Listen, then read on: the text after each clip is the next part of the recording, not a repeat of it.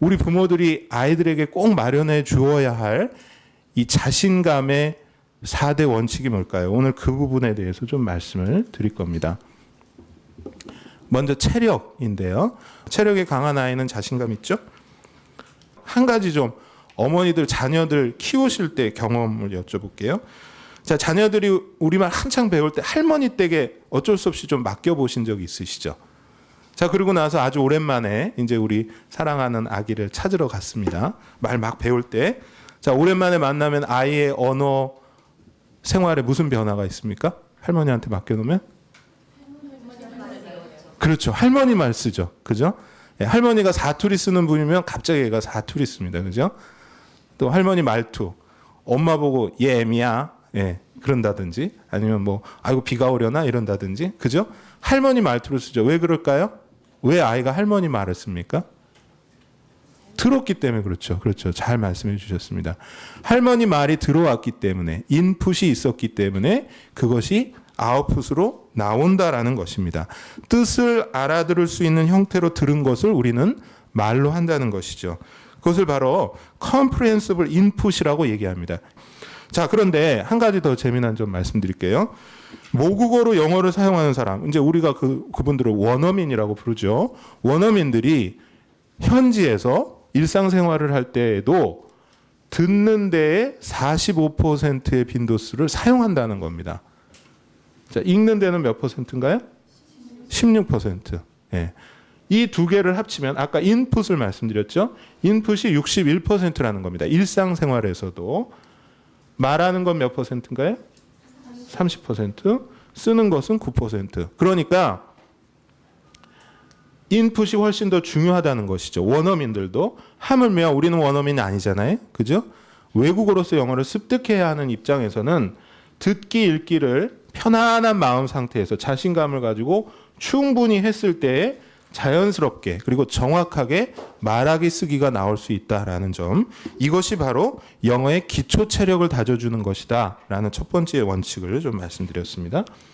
자, 두 번째 원리죠. 원리를 아는 아이는 기가 살 수밖에 없습니다. 자, 우리 자녀분들한테 단어 테스트 많이 시키시죠? 자, 어머니들 이거 단어 시험 보아야 된다고 생각하시고 한번 지금 외워보시겠습니까? 제가 시간을 좀 드리겠습니다. 혹시 SATELLIT 이렇게 외우신 분 계십니까? 예, 손은 들지 마시고요. 이렇게 마음속으로만 뜨끔해 하시면 됩니다. 예. 우리가 파닉스가 제대로 안 돼 있고 그 원리를 모르는 아이들은 생전 처음 이런 단어를 봤을 때 어떻게 접근할까요? 예, SAT 이런 식으로 접근할 수밖에 없습니다. 자, 여기 계시는 어머님들 대부분이 이제 윤 선생님 회원 어머님들이시기 때문에 파닉스 체계가 잘 잡혀 있는 우리 자녀들은 어떻게 이 단어를 접근할까요? 예, set her right. 그렇죠. 지금 벌써 어머니 한번 하시네요. 그렇죠? 이렇게 직관적으로 이 단어를 스펀지 빨아들이듯이 접근한다는 것입니다. 우리가 어떤 글자를 처음 접했을 때 그것이 소리로 연결이 안 되면 굉장히 낯선 경험이 됩니다. 어떤 경험일까요? 자, 한번 보시죠. 자, 이 글자. 자, 읽으실 수 있는 부모님 계세요? 이 글자는 아라비아어로 이게 얼마예요? 라는 뜻의 글자랍니다. 예, 이제 뜻을 해설해 드렸으니까 이제 다시 보시니까 읽으실 수 있으시겠어요?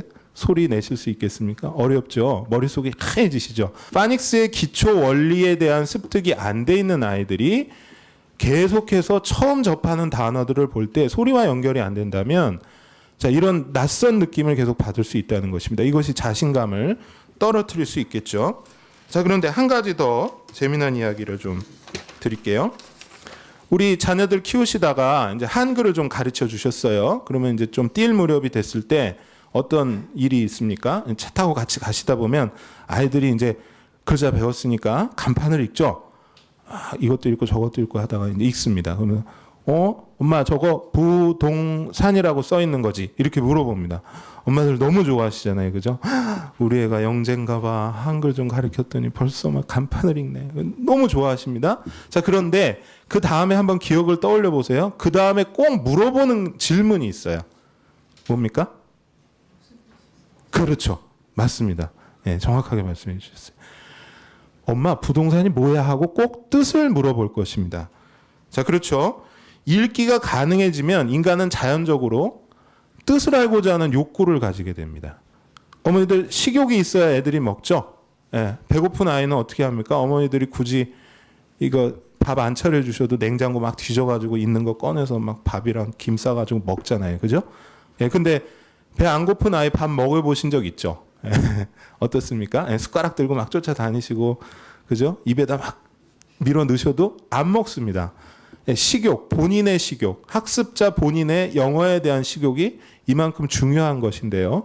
이 원리를 알고 있는 아이들은 그 다음에 뜻, 의미에 접근하고자 하는 식욕이 생기기 때문에 이것이 바로 아이들에게 자신감의 키워드가 된다라는 것입니다. 그래서요, 이 파닉스에 대해서 한국 또 윤 선생 영어 교실만 강조하는 것이 아닙니다. 미국 초등학교에서도요, 파닉스 교육을 대단히 강조하고 있는데요. 심지어 연방 교육국에서 이 파닉스 체계적인 파닉스 교육을 꼭 커리큘럼에 포함